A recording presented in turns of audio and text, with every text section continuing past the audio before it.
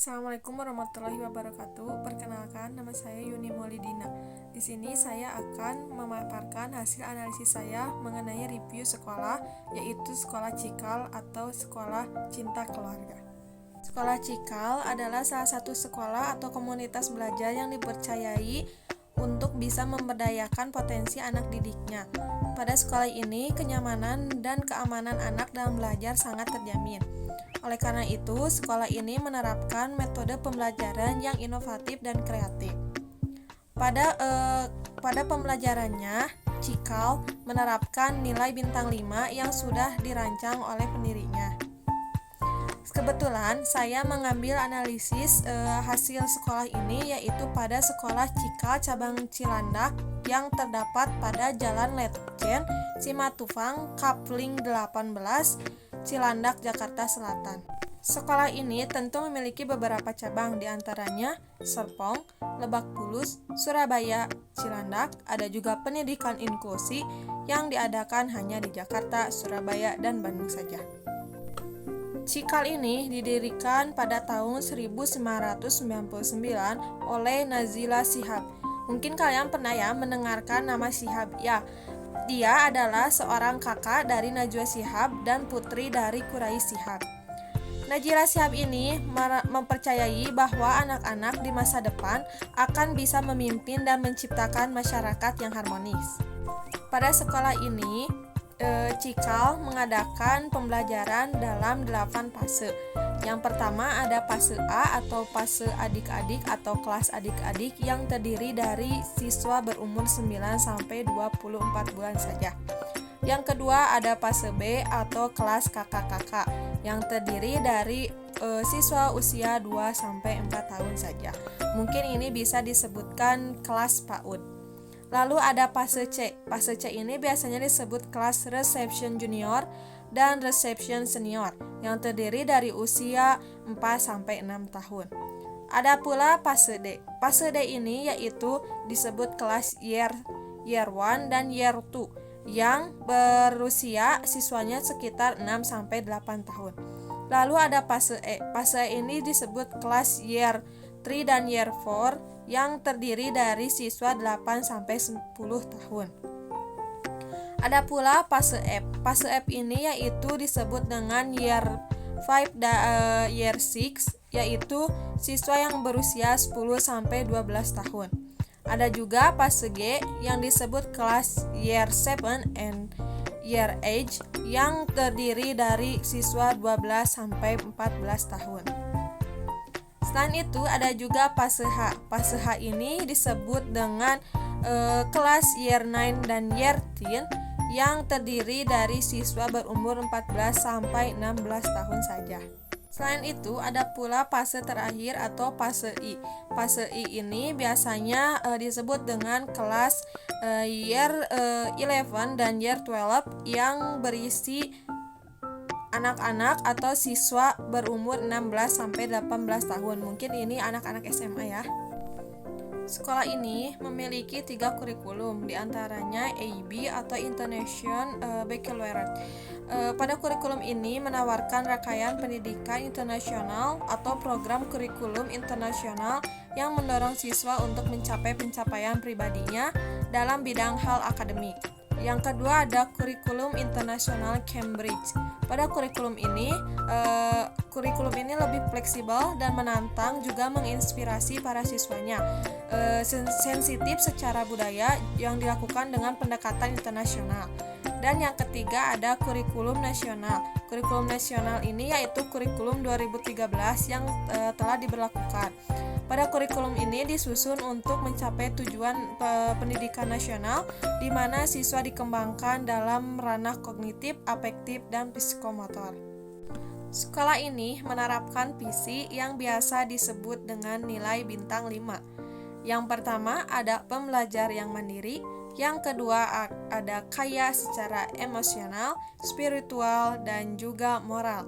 Yang ketiga ada pemikir yang terampil dan efektif.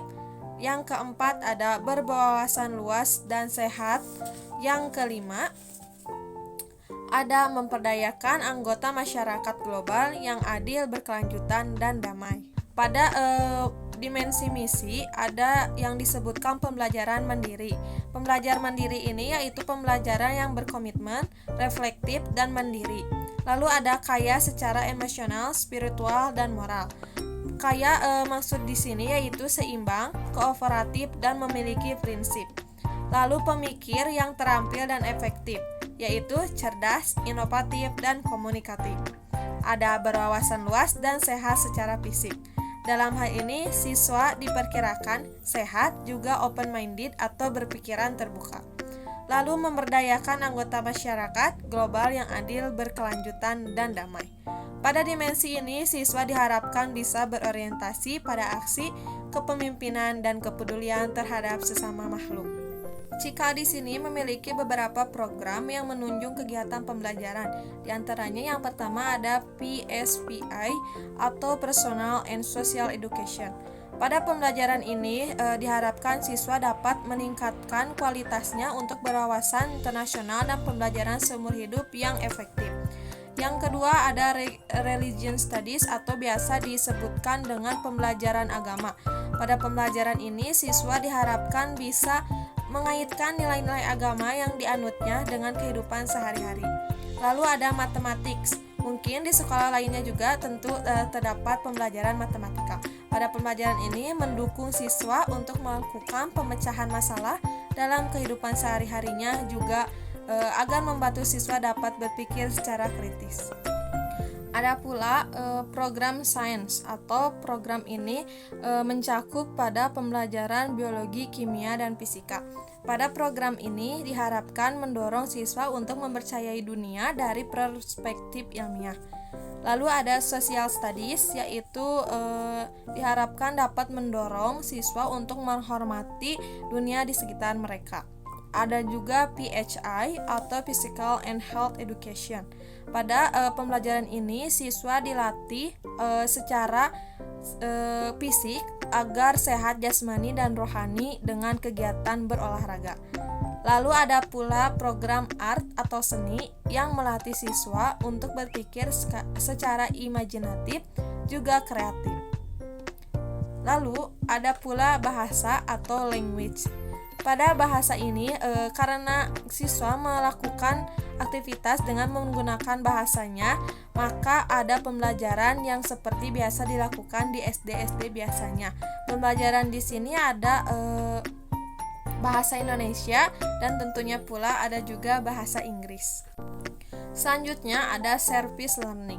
Service learning ini yaitu bentuk eksperimental learning yang biasanya siswa diberi kesempatan untuk mengabdikan dirinya pada masyarakat dan relevansi pribadi bagi pelajar. Mungkin bagi mahasiswa ini biasanya disebut dengan KKN. Lalu ada culminating project. Culminating project ini yaitu bagian utama dari pekerjaan orisinal yang ketat di bidang minat besar dan relevansi pribadi bagi pelajar. Jadi pada culminating project ini siswa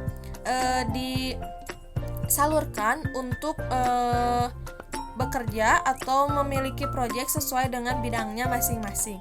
Yang terakhir ada desain. Desain ini yaitu digunakan untuk menyusun penyelidikan dan analisis permasalahan untuk mengembangkan suatu produk atau sistem yang dibuat secara mandiri. Jadi, setiap individu atau setiap siswa mengembangkan dirinya sendiri atau membuat sebuah produk dalam pembelajaran ini. Setelah saya melakukan analisis, pada sekolah Cikal Cilandak ini mempunyai siswa-siswi yang berprestasi. Salah satunya ada siswi dari kelas 6 bernama Nara. Ia menulis buku tentang pengelolaan limbah dan menerbitkannya. Selain Nara, ada pula siswa dari kelas 5 bernama Angan Dahman. Ia menciptakan lagu yang bertemakan antirasisme tetapi dalam genre hip hop. Selain pada siswanya, sekolah ini juga memiliki beberapa kegiatan-kegiatan sekolah yang bertaraf nasional. Contohnya ada kegiatan pameran seni yang dilakukan di Bali. Tentu saja, bagi siswa pendaftar di sekolah ini harus bisa merogoh kocek antara puluhan dan ratusan juta rupiah. Hal ini sesuai dengan fasilitas dan juga program-program yang diadakan oleh sekolah Cikal ini. Bisa dilihat dari tabel di sini bahwa sekolah Cikal memiliki harga berbeda sesuai dengan tingkatan fasenya.